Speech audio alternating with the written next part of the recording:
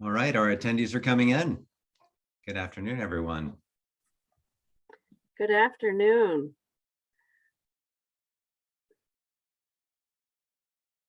Hello, everyone. We're so excited to have you join us. Hello, I'm getting some great chats, so don't forget you can absolutely get into that chat and join us and converse. And we're excited to have this incredible experience with you all. And thank you, Ira and Julia, panelist. Thank you, Crimson. Hi, everyone. Folks, we're super excited and super happy to have everyone join us on this beautiful Tuesday. We're going to give folks just a couple of seconds to get in and log in. We like to live by the New York City subway system, which is the trains are always delayed at least 1 or 2 minutes. So we're going to give folks that chance to get from previous to current before we kick off with our amazing panel program today.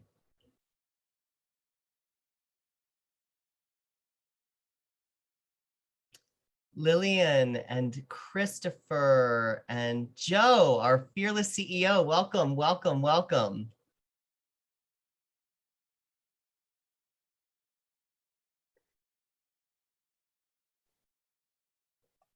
Great.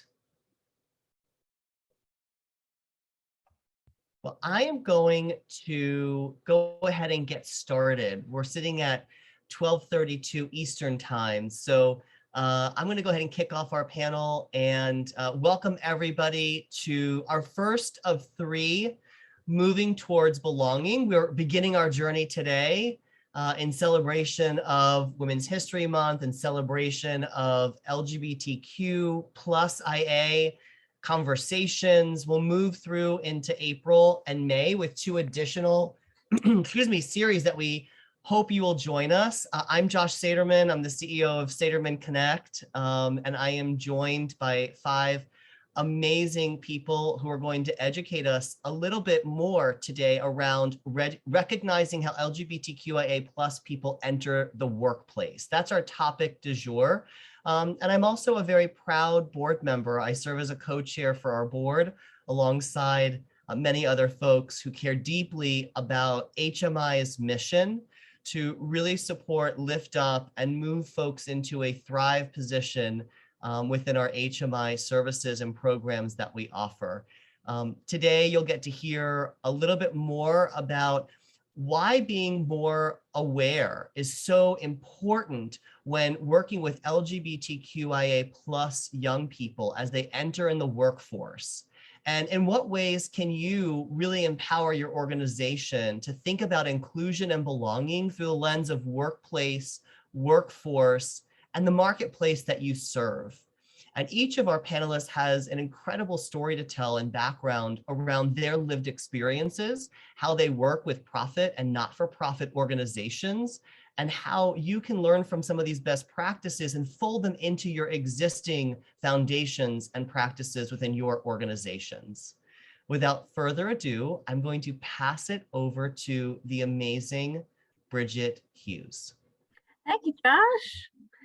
And thanks everybody for joining us today. I'm really excited to be able to sort of kick off a conversation here between HMI staff, who are former youth participants and members of HMI, and with our HR professionals and leaders from out in the field so that we can learn more about the experiences of LGBTQ folks joining the workforce and also build up awareness around the ways we can retain and attract LGBTQ talent in organizations. Why don't we start off with our introductions? I'm Bridget, my pronouns are she, her. I'm Chief Program Officer for the Hetrick-Martin Institute. And I'm gonna pass it over to Julian Perkins to start our intros. Hello, everyone. I'm Julian Perkins. I'm formerly an alumni of the Hetrick-Martin Institute, currently an employee. I am the Salesforce Data Administrator, operating and maintaining our Salesforce database. Thanks, Julian. Angel, why don't you go? Awesome. Hello, all. I am Angel Z. Jones. Pronouns are any as long as you're respectful. I am a case manager at the Hetrick-Martin Institute for the high school equivalency and job readiness programming. And I'm also a former youth with HMI and now staff member, just like Julian. Glad to have you both here. I want to kick it over to Julia Stern. Julia, will you introduce yourself? I will, Bridget, thanks. Julia Stern, pronouns they, them, and theirs. I'm a full-time inclusion strategist at Netflix, but once upon a time, I was a staff member at HMI as well. Thanks, Bridget. Thank you. And Melissa. Sure, I'm Melissa Madsell. She, her are my pronouns, and I serve as the managing partner at Access Talent Partners, which is a boutique executive search firm and talent strategy firm. Thanks so much for having me today, Bridget. We're super glad to have you all here. To start off this conversation, we want to begin, we want to raise awareness for everybody who's here today around the lived experiences of LGBTQ folks. And so I want to thank you in advance, Angel and Julian, for being willing to share some parts of your journey and your story with everyone. And I'm wondering if you can start off and talk a little bit about your own particular path into employment, like your first job experiences and sort of how you navigated your way to where you are today. One of you want to go first? How about Angel? There you go. Yeah, I'll go first. So I love this question because I think it's a dual answer for me. So my first job ever in life was actually being a student director at the Roundabout Theater Company. I was a student director with them for about 3 years throughout high school. But that was like in the arts world, actually my first job, kind of like a job learning about how to get a job and how to maintain one, how to assist people with their work was actually at the Hetrick-Martin Institute. When job readiness was just an internship. It used to be the job readiness internship, and now it's pretty much a department. And that was years ago. I would say I was actually reflecting today and realized that I came to HMI about 12 years ago when I was about 15. And that was specifically to get a job with HMI as an intern, and I was the college prep intern. So yeah, that was like my first job. And I think my journey with working has been very interesting in terms of going between the arts and conventional jobs, corporate jobs. I've had a lot of nonprofit work with organizations like Girls for Gender Equity in DC, in New York. So my journey has been a really amazing one, especially for, I guess, how young I am. Indeed. You mentioned that when you came to Hetrick-Martin, you were interested in internship, looking for a job. And just for the folks out there, something like more than 50% of all young people who come to HMI and sort of go through our intake experience say that top of their list is wanting a job and wanting HMI support in that journey. Very good. Julian, why don't you tell us a little bit about your employment journey? Absolutely. I first joined HMI in the year 2006. And I think after frequenting this space in 2006, I met someone named Patricia. Many people may be familiar with Patricia. Patricia was running an internship called Bossy, which was your introduction into the world of work, resume building, interview skills building. And I completed that internship, and it allowed me to transition into an additional internship, which got me connected to the ballroom community. And thus, I met a friend of mine. His name is Emmanuel Whitmore, which many of you, if you've been to the Hetrick-Martin Institute, may be familiar with the Crepe Creations and Tasty Delight that used to be on Waverly Place, down the street from HMI. And he was the manager there and also a youth member at HMI. And from my work that I was doing at HMI, he landed me my first job at Tasty Delight and Crepe Creations. And it was through the relationships that I built at HMI. So through that, I have been able to participate in different internships, in the world of work around ballroom community, HIV prevention, which got me connected to a lot of nonprofit organizations, because a lot of the nonprofit organizations work together in New York City. And so we tend to learn each other and say, oh, wow, you're great at this. You should come over to our organization and do some work with us as well. And so I was able to build those relationships, connect with different organizations, and I guess support with this global mission of youth empowerment and so on and so forth. So that's my journey. That's my journey. Very good. It's neat how both of you have this creative piece at the heart and at the beginning of your leap into the working world. Angel in theater and Julian in ballroom. And maybe we'll talk more about that as we go along. I want to hear from Julia and Melissa about how you understand the roles of leaders in business, in shaping public opinion, and in terms of employee well-being around inclusion. What are leaders at companies responsible for in terms of hiring, fostering, and growing inclusive leadership? How would you frame it? Julia, you want to jump in? Sure. Bridget, I'll speak to the hiring piece first, because I think there's a lot to unpack just there. I think the first thing that comes to mind for me is that when leaders are new to thinking about this journey for themselves of hiring different kinds of folks than they've historically had on their teams, they tend to think of it in this very intellectual way of like, I know that diversity is good, right? And I think the first thing that needs to happen is that they actually need to start to internalize the cost to the company and to them for being too homogenous, right? It's not just like this nice to have thing. It's like, oh, what actually happens to us that's an unwanted outcome if we don't make this investment? And then the second thing that I'll name is that folks need to start to build their literacy around access to pipelines in the first place, right? What are the barriers? What's the reason why if you keep looking in the same places you've always looked, you're not going to find different kinds of folks? And then they can start to get really creative and source in inclusive ways. But those are two big steps that I find leaders often miss. And then they land on, well, I can't find X, Y, or Z, right? And the responsibility is really theirs to shift their own thinking and their own practices to make the investment.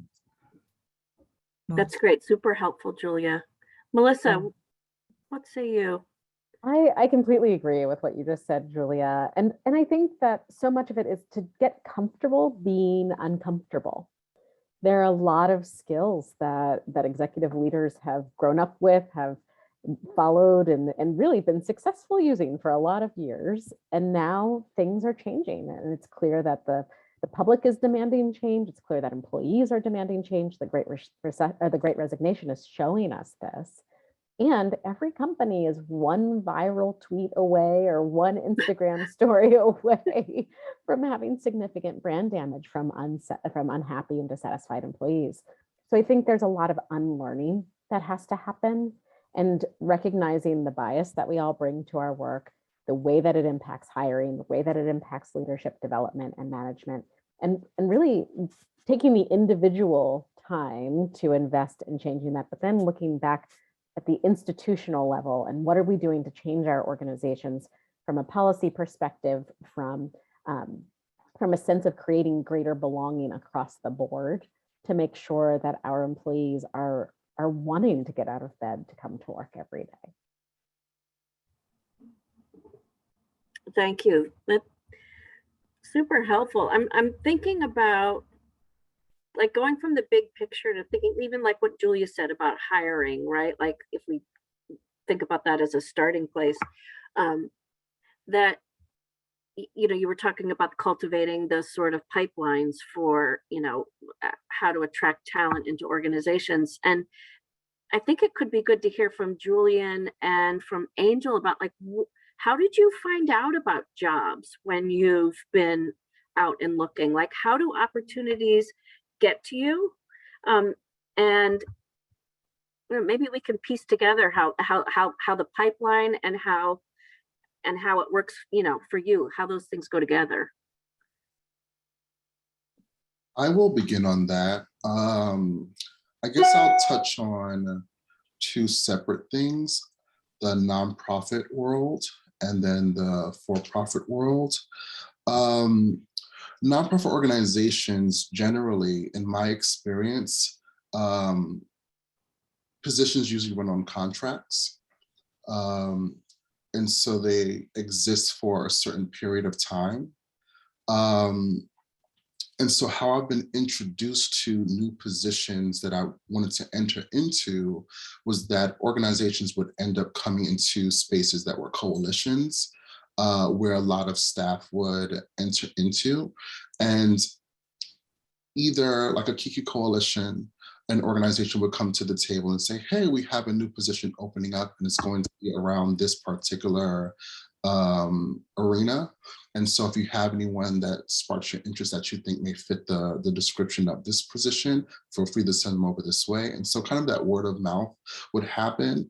I can't really recall in my experience for myself or for friends who actually like applied online and went through that process. It was really about me showing up in the space, in a community space, and being like a peer leader or being someone influential or having the experience with getting the workload completed that the position would be presented and that person would be brought on. So that has been my experience with nonprofit organizations. However, I did work for Apple for some odd years. And through Apple, a friend of mine got hired at Apple, and I guess at that time they were going to be releasing a lot of product, and so they were hiring very heavily. And so I went in to complete the interview, and I ended up getting hired with the company. But I don't think that they actually advertised or reached out to community to get people to come in. It was really like a word of mouth kind of thing. I think it really speaks on what Julia said when you are have a strategy that you're so accustomed to and you're going to these same pockets all the time and you're not really thinking to go into other spaces to recruit new talent. And so most of my experience has been like word of mouth experience instead of like, I seen an advertisement or I went to a job fair or they came into, Apple. Could you imagine Apple coming into Hetrick-Martin Institute space and saying, hey, we're hiring and we want to make these positions available to you as well, right? Like things like that don't happen in my experience. And so mainly kind of to bring it to a closing, really word of mouth has been my experience in finding employment and beginning that journey. Well, and it's interesting you flagging that there are some nonprofits because they're community-based that do hiring through community networks in a way that could be something that the private sector could learn from, right? Or even leverage, right? Like how are community-based organizations networking in order to hire. Angel, what about you? Ways that you found out about jobs, ways that you got sort of made aware of opportunity. Yeah, I think that what I was going to say is very on align with what Julian said in terms of, there's language around your net worth. Your net worth is your network, right? Your network is your net worth. So being able to, with an artist background like I do, being able to be your biggest advocate, understanding like who you are, what your brand is, or like what you actually want to get out of the next step in your life, being able to put yourself in spaces with people who are already there. But it can be hard to even get into those spaces, right? So I feel like it's being able to ask questions, open your mouth. You never know who might be connected to something. And I always tell a very funny story that when I graduated undergrad and I had my degree in theater, I was speaking to a dance friend who happened to be stage managing a show at the Kennedy Center and felt like she couldn't do it anymore. And I had told her, oh yeah, I could stage manage. And I had never stage managed in my life yet. But I read the book, right? I took the class and I ended up being asked to stage manage for a dance show in the Kennedy Center for my first time ever. But since then, I've been the stage manager for this particular choreographer ever since. So it's being able to believe in yourself and know what your capacity is and ask questions and always expand your network, always look to connect with folks who may have resources that you you might need, or you may not even know they have it. But and I think another thing to go with finding jobs, I had some youth last fall. So for those of you who do not know, I am the person who runs the My First Job internship, which is literally the one-on-one bare bones basics on getting a job, working on your resume, your cover letter. And this youth was saying, hey, I'm looking for a job, I'm having a hard time. And I said, well, how many resumes do you put out per week? And they said, oh, I put out a whole bunch. I put out about like 10 a week. And I explained to them that those who find opportunities to get into interviews and jobs quickly put about 10 to 20, if not more, resumes out a day. So that is kind of getting the mindset around getting your new job is finding a job, right? And putting yourself in so many networks and spaces, whether it's LinkedIn, whether it's on Monster, just putting yourself out there so much just to make the averages, working your favor, to get those interviews and connect with people who are hiring. There's some hustle. Thank you. Thanks, Angel. There we go. What about when organizations, companies bring LGBTQ folks on board, retaining those folks and creating inclusive environments where they feel valued and safe and able to sort of thrive? What have been the challenges on both sides? Like, I'm curious about, for Angel and Julian, when you worked at sort of more mainstream places, like what have been some of the barriers, and what are the things that have gone well or not gone well in an onboarding process for you? And it would be equally, I want to sort of then flip it over to Julia and Melissa, like where do you think the struggle is? Where are the hit and misses around onboarding and making folks feel comfortable and included in from the employer side? I can begin. I think that, as you said, more mainstream spaces. I'm going to use, when I was a young person, I worked at Dwayne Reed for some time. So I'm going to use my Dwayne Reed experience and my Apple experience. Obstacles are opportunities to win.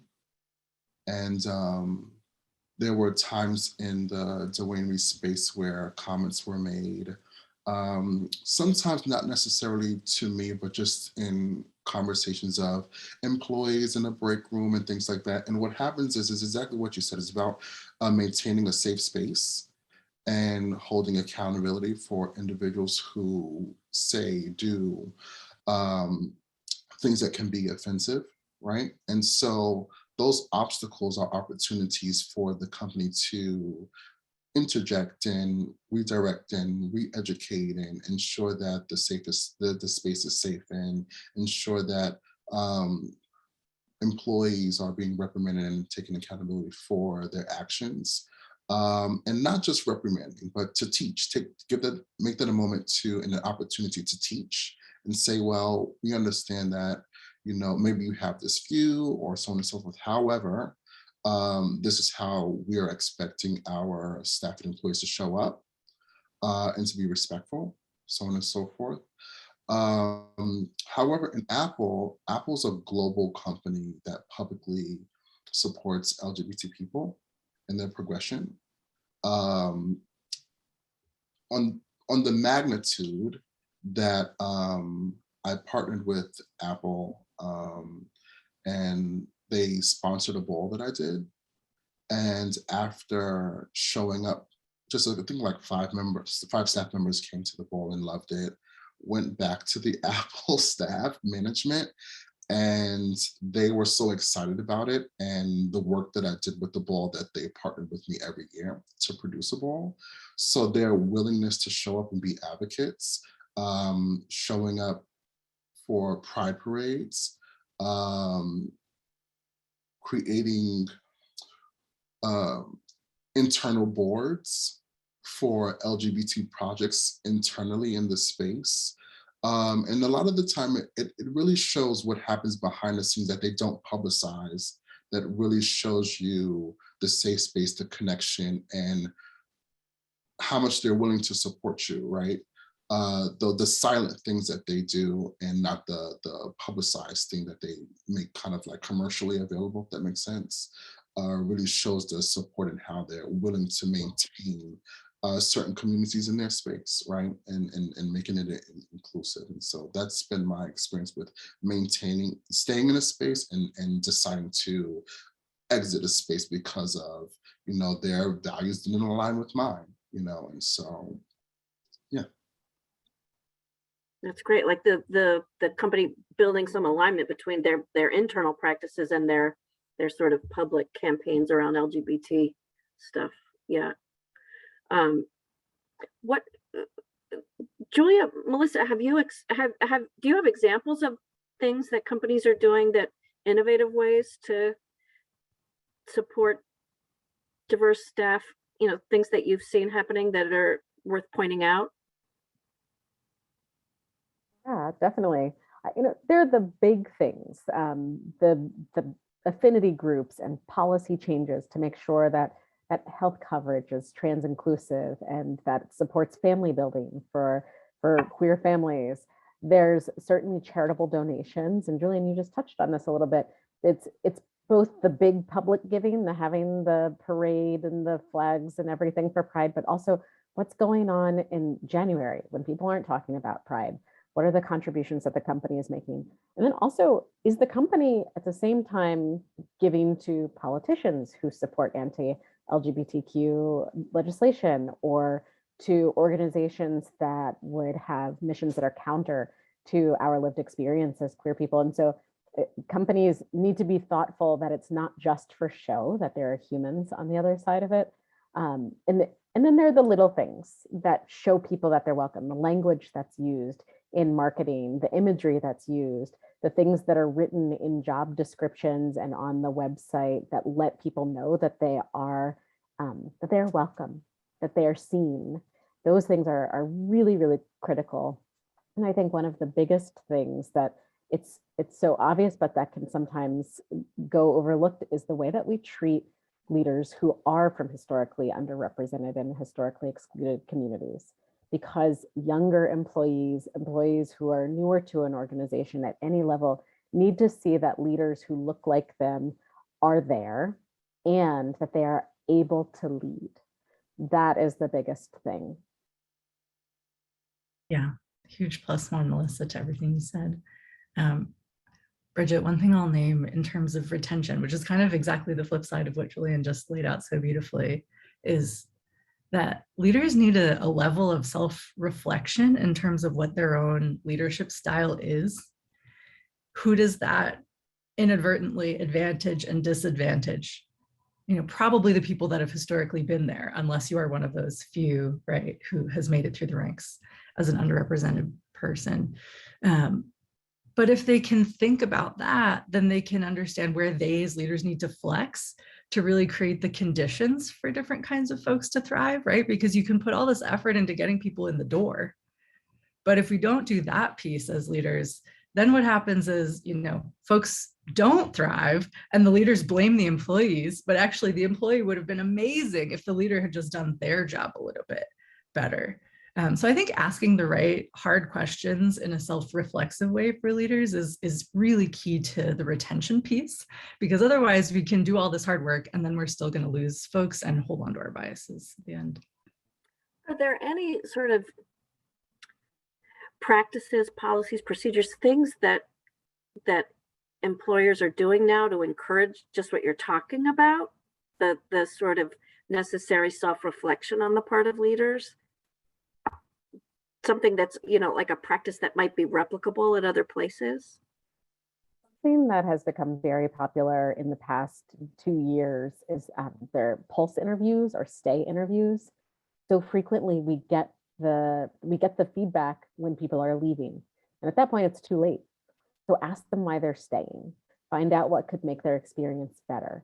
And it's important to get that feedback up and down the chain at every level of the organization, and ensuring that it's cutting across various identities and backgrounds and making sure to track what those identities are, so you can see, oh, we have an issue and that our queer employees feel like they don't belong, they don't feel accepted. And so we're watching their retention and we're seeing it drop. That's something that is an immediate place that leaders can invest in and then use to reflect.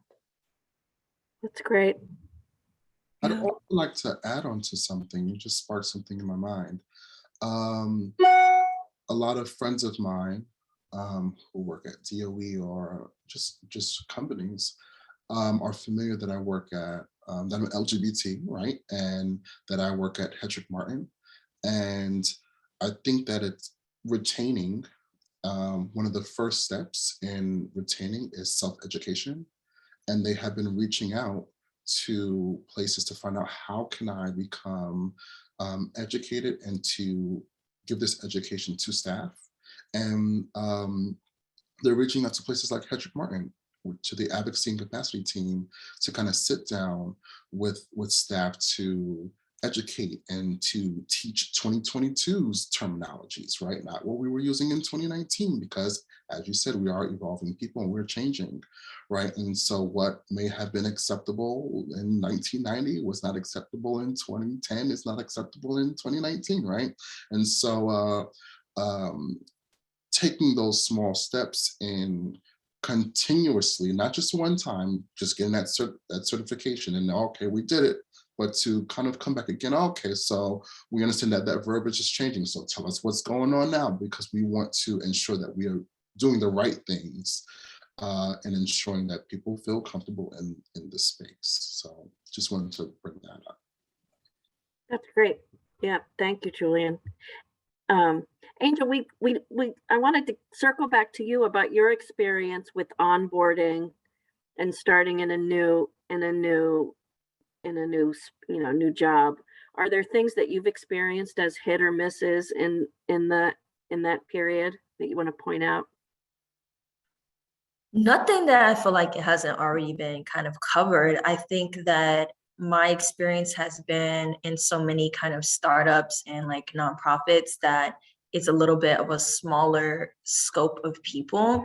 I can reflect on a couple of times where I think one of the things people don't really address in terms of I don't want to say underrepresented, but people who get looked over are once again the people who are either very young or perceived as very young. So I think coming into certain spaces and being able to articulate that, like, I am supposed to be here, I know what I'm doing. And I think having voice or having a connection with those who do have governing power is very important. I'm a person, I can probably talk myself in and out of anything.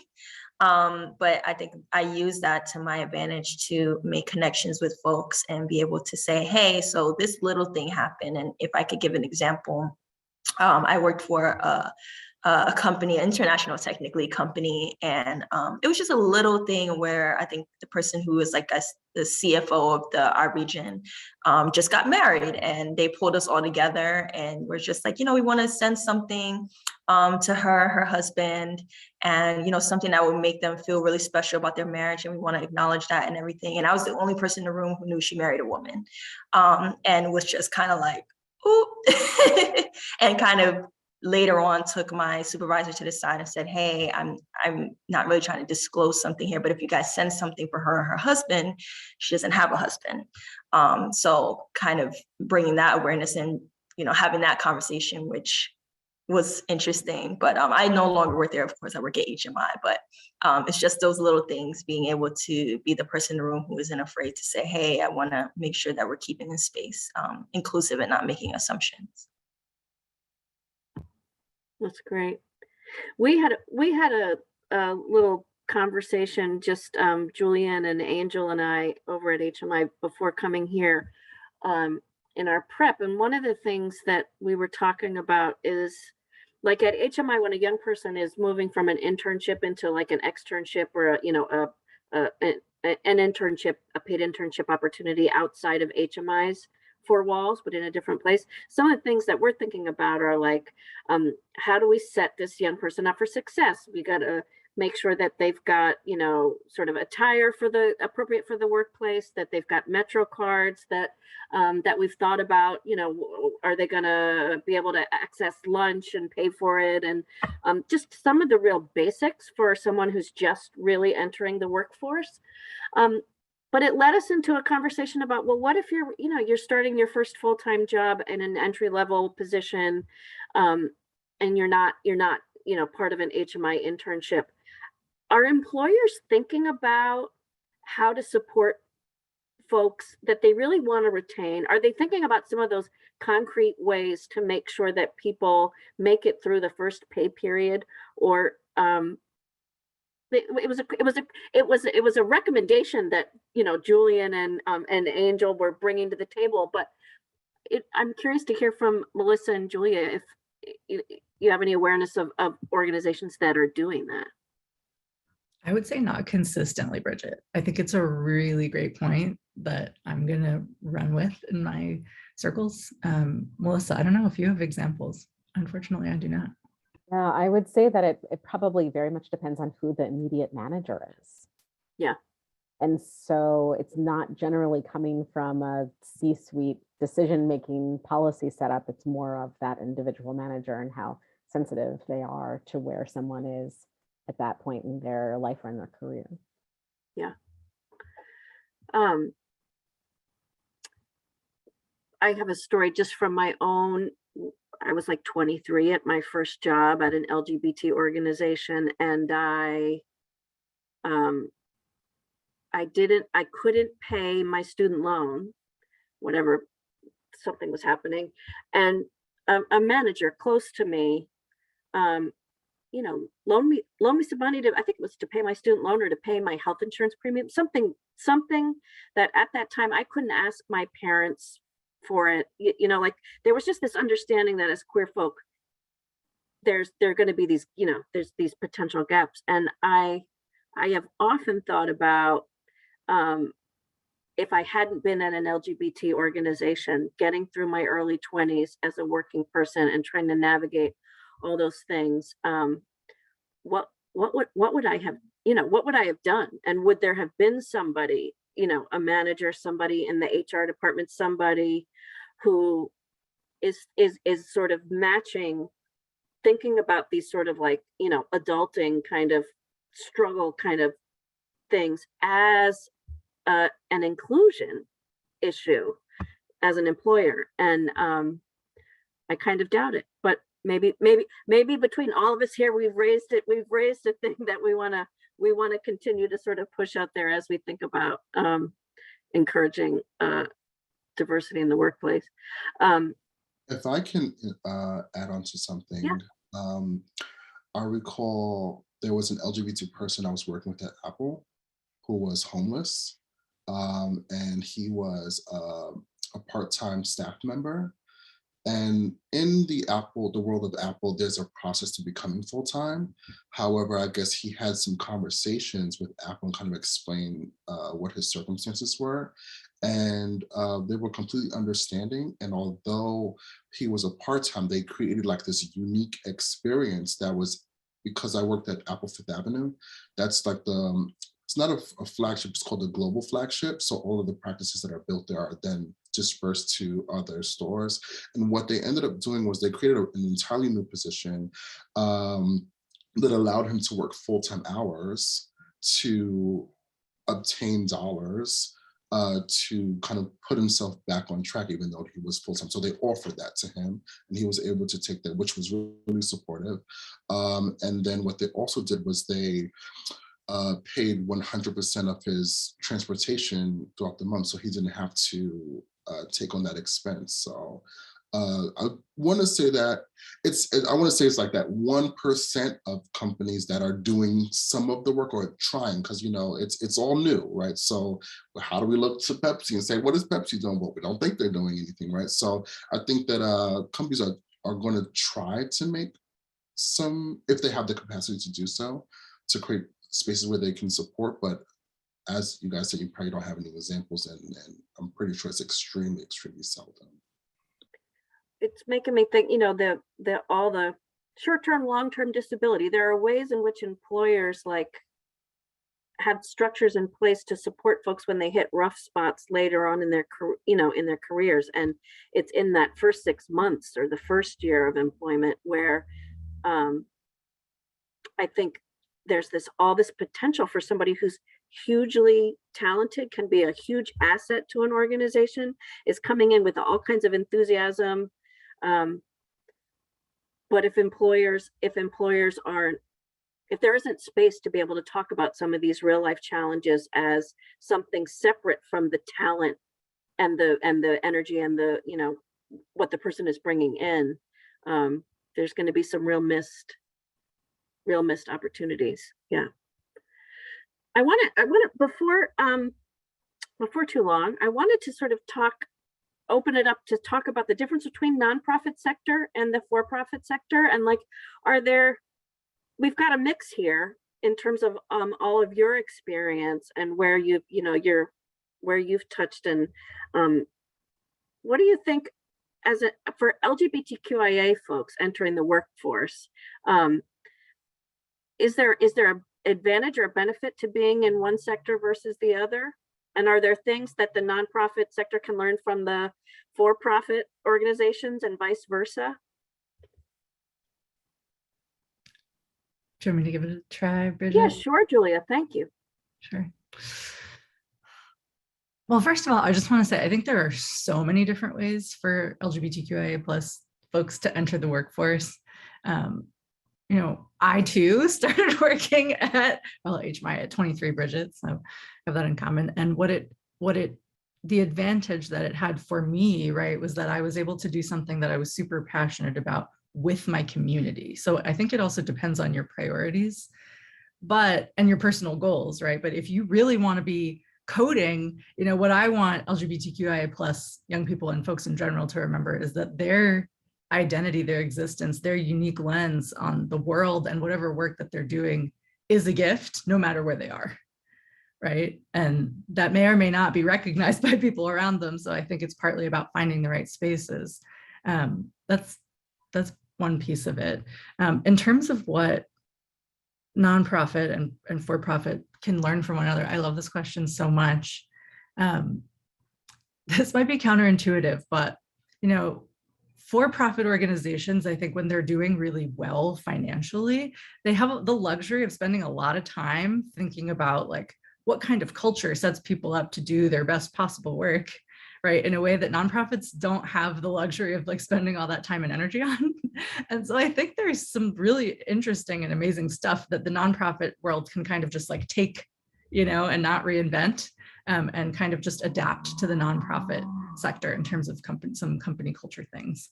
But I think there's even more of that the for-profit sector can actually learn from nonprofit. And the thing that stands out to me big time is paying attention to and understanding the power of community. It's missing, right? I think when you think so individualistically or right in terms of teams as opposed to the power of what communities can do, and how they create so much collective power, right? And it just changes the entire way that I think folks work. It changes their priorities. It changes a bunch of things in terms of the experience that folks are having as well, and the value that it brings. So I think the for-profit sector has a lot to learn in that regard. That's great. Thank you. Good point. Anybody else want to address this? I'm gonna chime in a little bit. I think that it starts with what it means to be nonprofit and what it means to be for-profit. When you just think of what the business is, for-profit is there to make dollars, to make income. And whereas nonprofit, it doesn't have the same foundation of why it's created, right? A business is created to bring in an income, and normally, in my experience, nonprofits are there to build community, to address an actual person and their needs, right? Or a community and their needs. So the focus is human, right? Whereas for profit, it's not necessarily human. It could be product. It could be, which there's a underlining reason for that. And so I just think that the mindsets in both spaces can be relatively different. A lot of the times in nonprofit spaces, we have more of a human approach, if that makes sense, like more of a human approach, and we care about the actual individual, right? And what their process is and how they show up in the space. That's really what I feel in regards to the difference between profit and nonprofit. You're totally right, Julian, particularly when we're talking about our mission, right? Like that it's often really about the person. But what's sticking in my head is the piece that Julia said, that for-profit organizations sometimes really get it right about how to treat the human employee in terms of culture, or in terms of like thinking about what do people need in order to be creative, in order to be, sort of collaborative at work. Yeah, I think making those two things come together would be a really interesting project. Anyone else want to say something about the difference between, for LGBTQIA folks entering nonprofit or for-profit? I would say generally the longer that I do this work, before I got into executive recruiting and talent strategy work, I worked exclusively in the nonprofit space. And then I moved into for-profit companies that do work mainly with nonprofit organizations, but still for-profit companies. And so I get to see companies from a lot of different lenses and organizations from a lot of different lenses. And what I found is that there's no broad brush that applies to the corporate sector, that applies to nonprofits, that applies to government or the public sector. And it really depends on the leadership of the organization, the individual organization or company, around what the values are and how those values are lived out on a day-to-day basis. And I really believe that for LGBTQIA folks who are entering an organization, it's about looking at what the organization is about. What do they talk about as their mission? If they're just focused on making rich people richer, then that's a signal. It doesn't mean that LGBTQIA folks don't want to be rich also. So it's about figuring out where your own values fit into the values of the company, and what your personal mission is as somebody who would be employed by the company, and what that personal mission is and how it aligns with what the mission is of the organization or of the company. Bridget, can I also shout out Laz's comment in the chat here, which I think is so important? Yeah. She said, we also have to remember that sometimes nonprofit become pipelines to gaining professional experience, courage, and identity that then build up how we show up at for-profit agencies.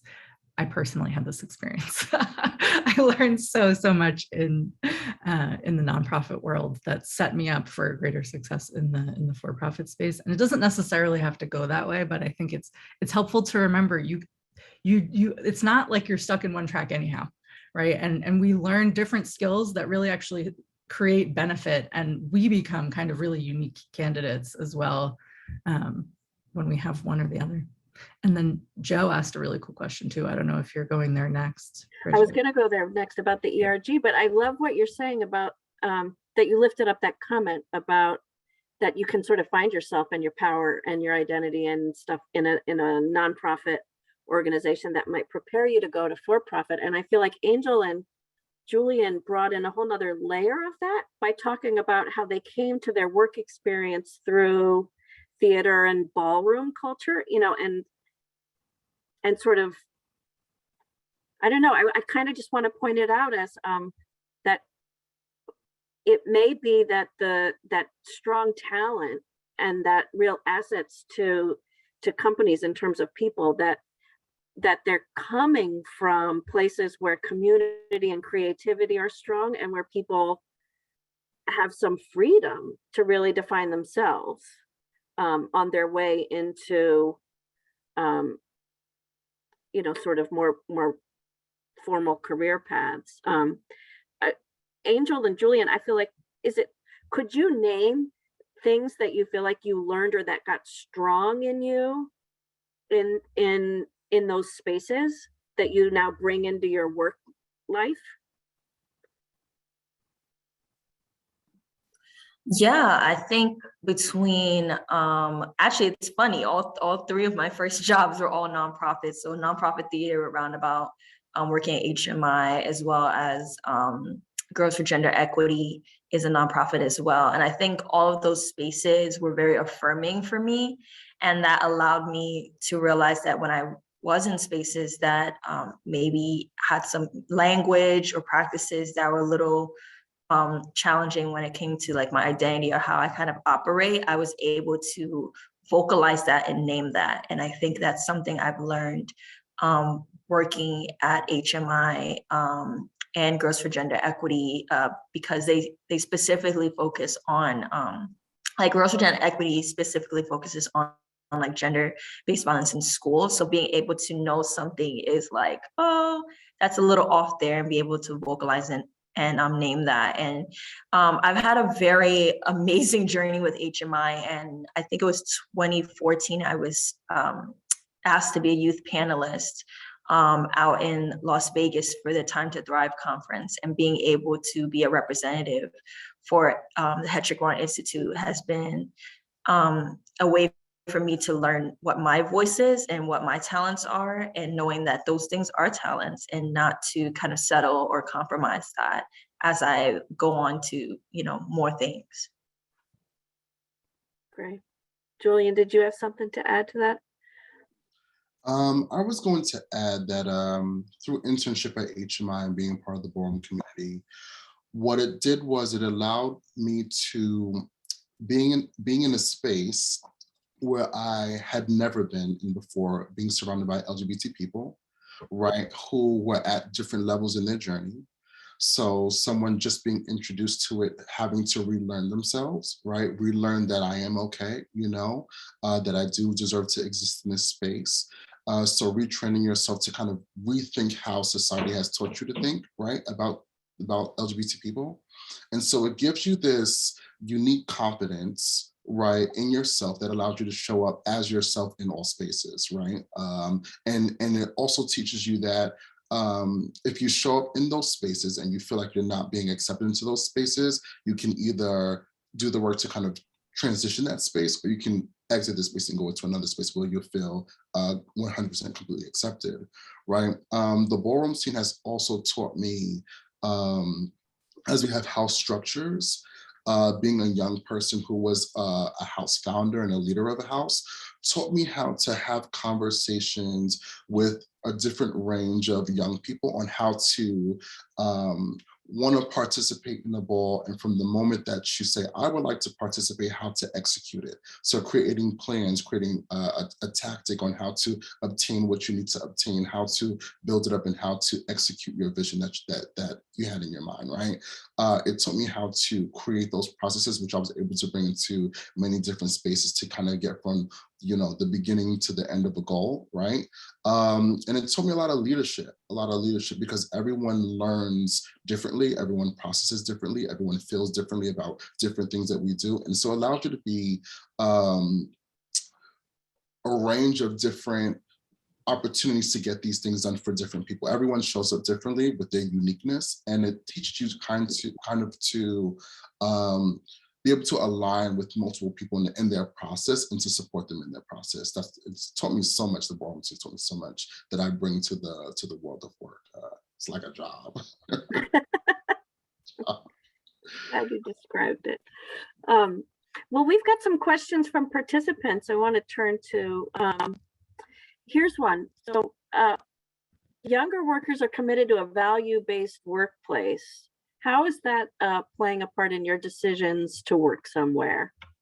So I'm guessing that's a question for Julian and Angel, and the degree to which Melissa and Julia, you could speak to it. And you guys may know of other folks too, How does a value-based workplace enter into your decision-making about where you want to go?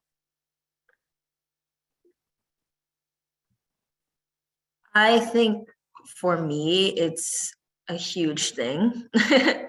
And that's just because I have the type of temperament that when I know I'm not in a space that I can grow in, that I'm learning something actively, and that my values don't align, I actually can't operate in that space. And I know that there are people who are able to take maybe some of the benefits or some of the things that they're probably gaining from that space and saying, I'm willing to, find the pros and cons.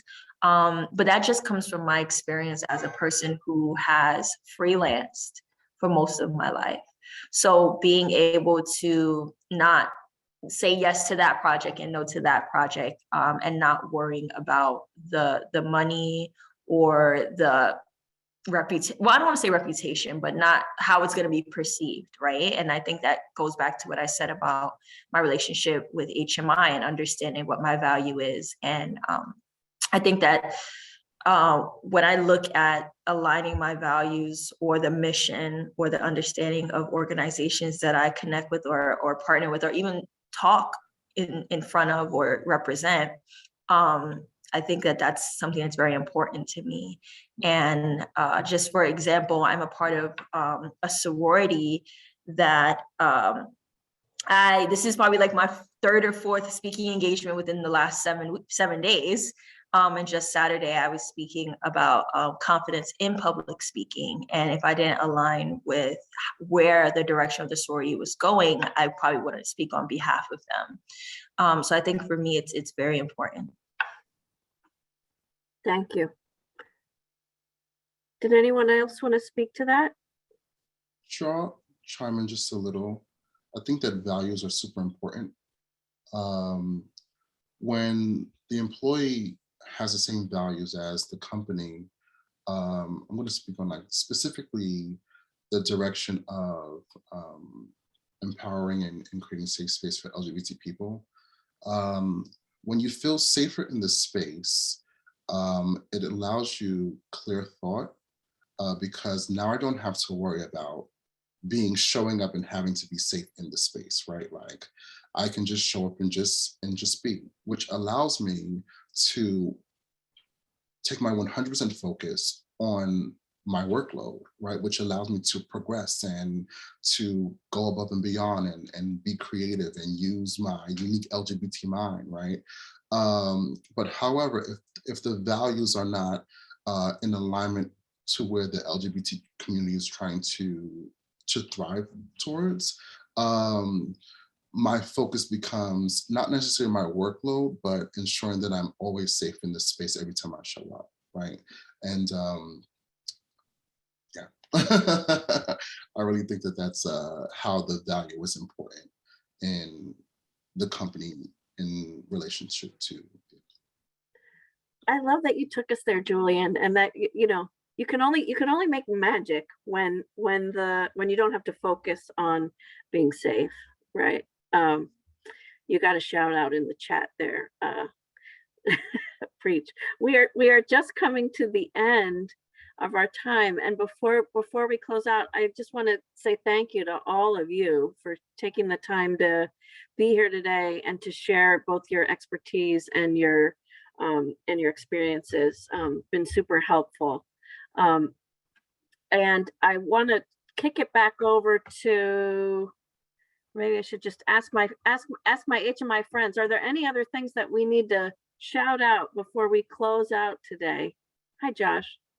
Hey, I'm certainly happy to be welcomed by anybody else or any chats, but we just want to share so much gratitude. Bridget, panelists, all of you just provide such a meaningful, thoughtful conversation and discussion. And we look forward to seeing you again in April and in May. We'll share those various topics, but very excited to talk about gender equality, gender gap, the TGNC side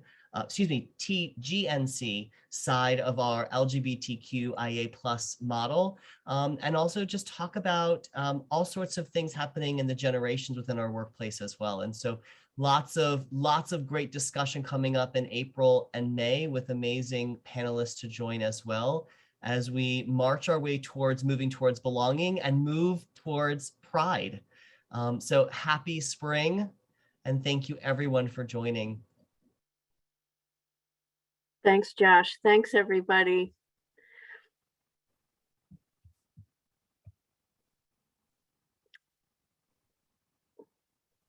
Have a good one, y'all.